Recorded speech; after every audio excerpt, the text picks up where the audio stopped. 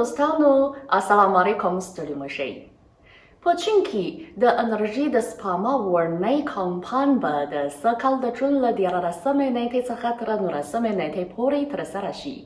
او د دغه فعالیت مطلب د زرغون پرمختګ او ټیټ کاربن په رڼا کې د انرژي سپما ته ځانګړی شوی دی.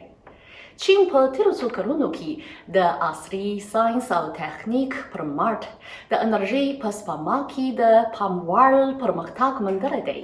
نو اوس راځئ په دې ویډیو کې اړوند معلومات وګورئ.